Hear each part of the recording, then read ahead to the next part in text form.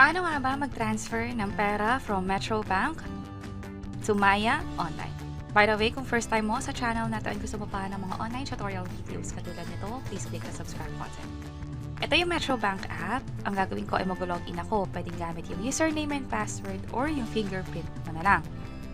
Once makapag-login, andito na yung account number and yung balance mo din. Sa bandang baba, merong send money. Dito sa shortcuts at dito sa tab. Tap ko na lang tong sa tab na send money and then enter the amount. Let's say magka-transfer ako ng 100 pesos. Select recipient. On enroll, ipipiliin ko sa bank, palitan ko to ng Maya. Ito siya, Maya Philippines or yung Maya wallet.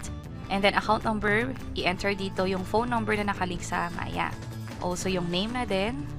Finally, yung last name. Mobile number, email address, optional lang.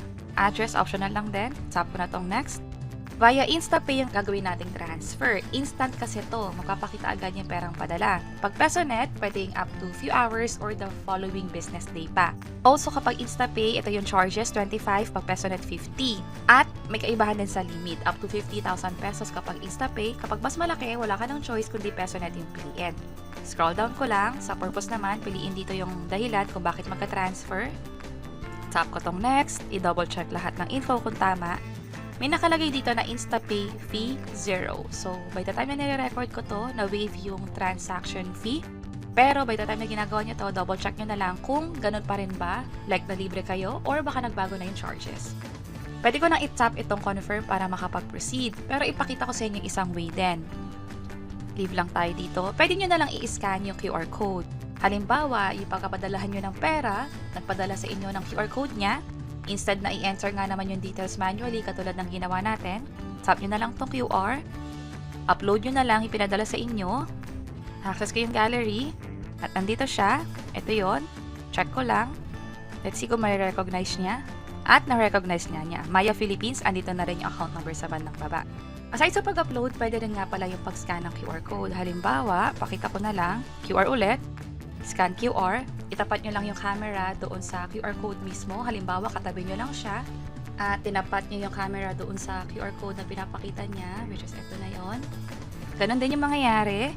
Makikita yung bank, yung account number, at kumpletuhin nyo na lang yung first name, last name, para makapag-proceed. Tap ko na tong next. Enter the amount, 100. Scroll up ko lang. Purpose ulit. Please na lang piliin ko. Tap ko yung next. Double check lahat. 0 pa rin yung fee. Tap ko yung confirm. I-enter dito yung passcode. Tap ko yung next. Hintayin din yung SMS or OTP na ipapadala sa phone niyo. Ito yung phone number na nakalink doon sa Metrobank savings account nyo. Matatandaan, nung nag-open kayo ng bank account, nangingi ng details sa inyo kasama yung phone number. At doon sa phone number na nilagay nyo, doon yung ipapadala yung OTP. Kapag hindi agad na-receive yung code, isend na lang ulit natin. Nag-send nga pala ulit ako at naka-receive na ako ng maximum number to resend the code. Buti na lang, may na-receive talaga akong text, pero kung wala, kailangan tumawag sa Metrobank. At nandito yung hotline nila. Ito nga pala yung text. Try kong i-enter siya dito. Tap ko yung next. Now, your transaction is being processed. Pwede ko nga pala itong i-enroll. Halimbawa, magka-transfer ulit ako ng pera sa account na to. Hindi ko na kailangan i-save or i-enter yung details manually. Instead, naka-save na siya. Amount na lang yung dapat kong i-enter. Also, naka-receive din tayo ng text na successful na yung transaction. At para mapatunayan yan, double check natin, check ko yung Maya account ko. Kasi sa akin ko rin pinadala yung amount para nga naman matest kung magkakaroon ba ng kahit na anong issue. Dito sa transaction, may pumasok na ng pera, 100 pesos, just now. So clearly, mabilis yung fund transfer pag InstaPay ang gamit. Hindi naman tayo nagkaroon ng kahit na anong issue. Ang maganda pa dyan, naging libre yung fund transfer natin ngayon. Pwede nyo rin i-check, hopefully maging maayos din. Kung nagkakaroon ng issue, especially sa OTP, i-resend nyo lang hanggang sa ma-receive nyo na yung OTP para makapag-proceed sa transaction.